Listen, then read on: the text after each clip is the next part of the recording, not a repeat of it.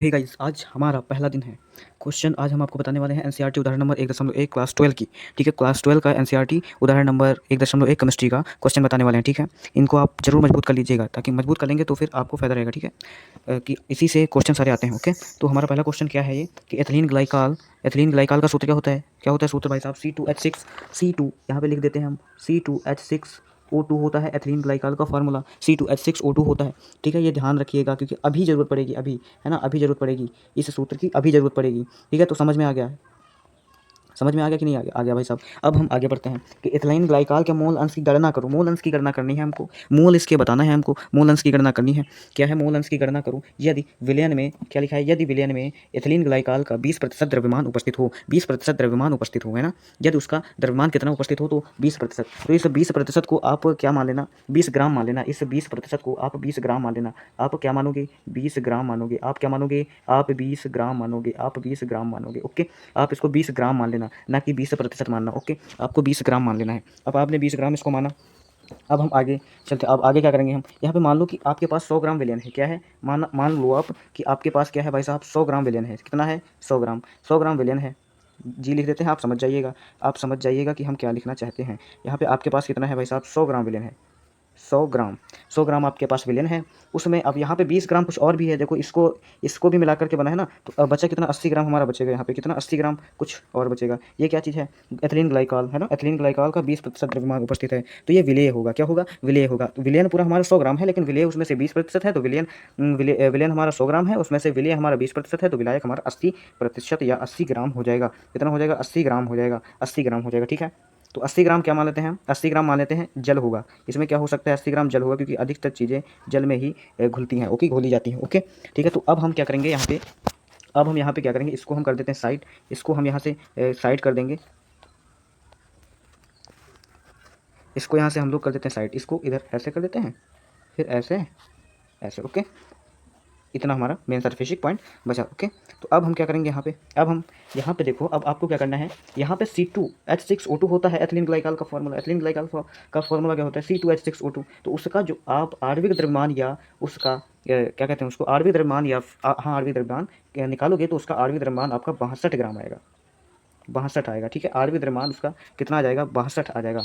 ठीक है, अब 62 आ जाएगा। तो आपको आणविक द्रव्यमान निकाल लेना है। आणविक द्रव्यमान कितना आएगा? 62 आएगा। एथिलीन ग्लाइकॉल का आणविक द्रव्यमान कितना होता है? ग्लाइकोल लिखा है, कोई दिक्कत नहीं उसमें। आपको एथिलीन ग्लाइकॉल करना है। क्या करना है? Ethylene glycol. ठीक है, एथिलीन ग्लाइकॉल। ओके, उसमें यहाँ पे कितना आ जाएगा? एथिलीन ग्लाइकॉल का जो होता है आणविक द्रव्यमान या फिर अणुभार, क्या कहते हैं उसको? अणुभार। तो इसका कितना हो जाएगा? 62। 62। ठीक है, यहाँ पे आप 62, मैं आपको एनसीईआरटी की लैंग्वेज में ही समझा रहा हूँ। ओके, तो यहाँ पे 62 ग्राम मोल इनवर्स आ जाएगा। 62 ग्राम मोल इनवर्स। ठीक है, तो मोल इनवर्स नहीं लिख रहा हूँ, कोई दिक्कत नहीं उसमें। ठीक है, तो 62 ग्राम आ जाएगा। फिर अब हम क्या करेंगे? इसके मोल निकालेंगे। किसके? एथिलीन ग्लाइकॉल के मोल। तो फिर यहाँ पे लिखेंगे C2, यहाँ पे लिख दीजिए आप C2, क्या हो रहा है? C2H, यहाँ पे लिख दिया हमने C2, C2H6O2, C2H6O2 के मोल। ओके, O2 के मोल। ओके, O2 के मोल लिखना है आपको। तो कितना है भाई साहब? तो मोल बराबर क्या होता है? मोल अंश बराबर भार बटे अणुभार। तो भार कितना है हमारा? भार कितना है? किसका भार? एथिलीन ग्लाइकॉल का भार। यहाँ पे ग्लाइकोल लिखा है, आप इसमें कंफ्यूज मत होइएगा। ठीक है, एथिलीन ग्लाइकॉल का भार कितना होगा? कितना होगा भार एथिलीन ग्लाइकॉल का? कितना है भाई साहब? यहाँ पे हमको दे रखा है 20%। तो यहाँ पे लिखो 20, क्योंकि भार बटे अणुभार होता है मूल अंश का फॉर्मूला। तो 20 बटे यहाँ पे कितना हो जाएगा? 62 हो जाएगा, और ये खत्म हो जाएगा। तो यहाँ पे खत्म होके क्या आ जाएगा? यहाँ पे 0.322 आ जाएगा। ठीक है, 0.322 आ जाएगा। कितना आ जाएगा भाई साहब? 0.322 आ जाएगा, और ये ख़त्म हो जाएगा, मतलब कि 322 आ जाएगा। कितना आ जाएगा? 322 आ जाएगा। ओके, 322 आ जाएगा। ओके, अब हम दूसरे की तरफ चलते हैं।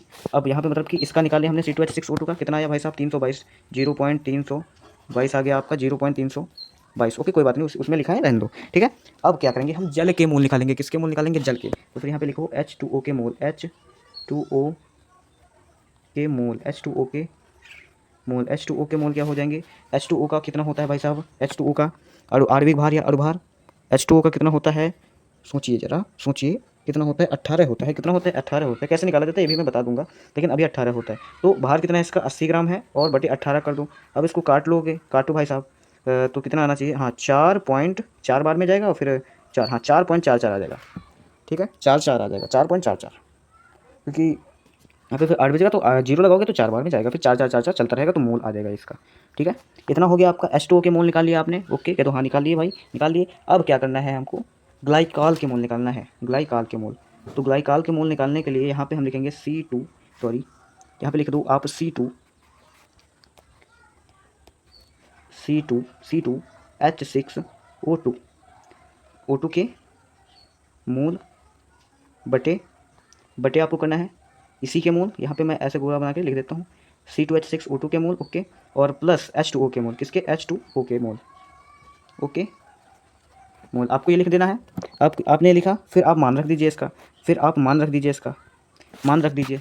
तो फिर C2H6O2 का मान कितना था हमारा, तो 0.322 बटे कितना हो जाता है हमारा, बटे कितना हो जाता है 0.322 मोल हो जाएगा, और प्लस हो जाएगा हमारा 4.444।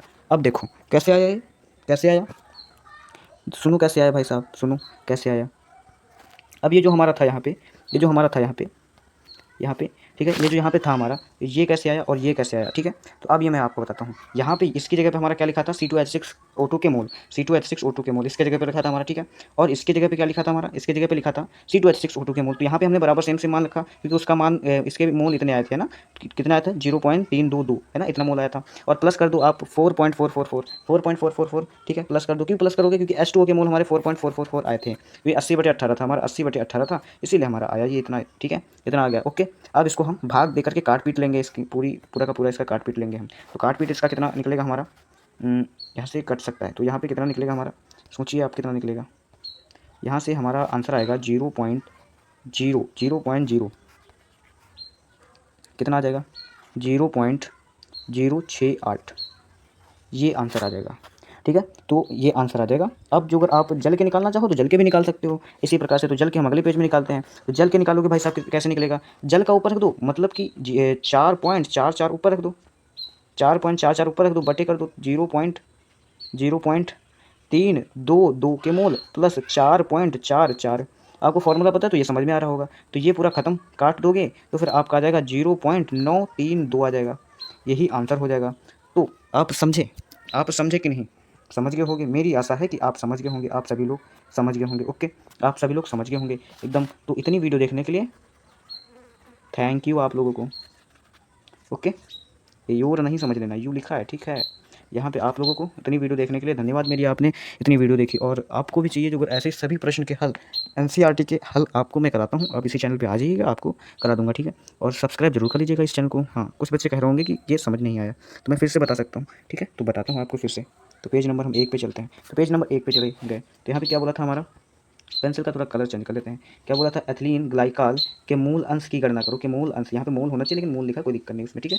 मूल अंश की गणना करो यदि विलयन में एथिलीन ग्लाइकॉल का 20% द्रव्यमान उपस्थित हो, ठीक है। तो इसके आप मूल अंश निकालोगे, तो मूल अंश इसके कितने, मतलब मूल अंश निकालोगे इसके, तो फिर मूल अंश आ जाएंगे इसके 0.322 आ जाएंगे, ठीक है, 0.322 आ जाएंगे, ठीक है। किसके आ जाएंगे भाई साहब, C2H6O2 के, मतलब कि एथिलीन ग्लाइकॉल के। एथिलीन ग्लाइकॉल के मोल कितने आ जाएंगे 0.322, ठीक है। एथिलीन ग्लाइकॉल के निकाल लिए। अब आप H2O के निकाल लीजिए। तो H2O के मोल जो होते हैं, H2O के मोल जब निकालोगे तो 80/18 होगा, तो इसका मतलब कि 4.44 आ जाएगा इसके मोल। तो H2O के मोल 4.44 आपको मिल जाएंगे, ओके। फिर आपको क्या करना है, यहाँ पे क्या करना है भाई साहब, क्या आपको एथिलीन ग्लाइकॉल जो दिया था, मतलब कि हमें निकालना क्या है उसको निकालेंगे, ठीक है। तो फिर यहाँ पे ये लिखा है काई, लिखा है भाई साहब, इसे काई पढ़ते हैं ना। तो एथिलीन ग्लाइकॉल, यहाँ पे काई किसके निकालने हैं, पहले हमें एथिलीन ग्लाइकॉल के निकालने हैं। तो एथिलीन ग्लाइकॉल मतलब कि यहाँ पे क्या है, एक होता है मूल, एक होता है मूल अंश, एक होता है मूल और एक होता है मूल अंश या मूल प्रभाज, है ना। तो इसमें थोड़ा सा डिफरेंस होता है, ठीक है।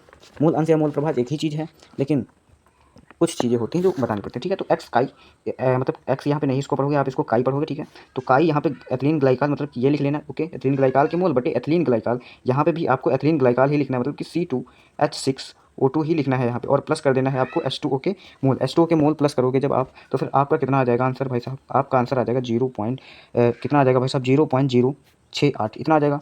इतना कर लेने के बाद आपको क्या करना है, इतना कर लेने के बाद आपको जल के निकाल लेना है, मतलब जल का ऊपर रखना है मान, और बाकी सबका नीचे प्लस कर देना है। जैसे कि हमने जल का कितना था हमारा 4.44 था, और बटे में हमने सबका प्लस कर लिया, मतलब 0.3 सॉरी 0.322 लिख लिया हमने, ठीक है।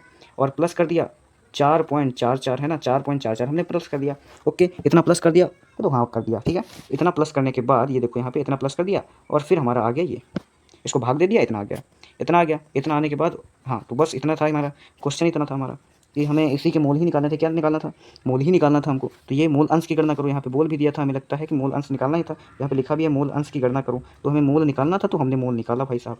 अब हमें क्या निकालना था? मोल निकालना ही था। यहाँ पे देखो आप, यहाँ पे क्या है? मोल निकालना ही था, तो मोल हम लोगों ने निकाल लिया, है ना? मोल निकाला।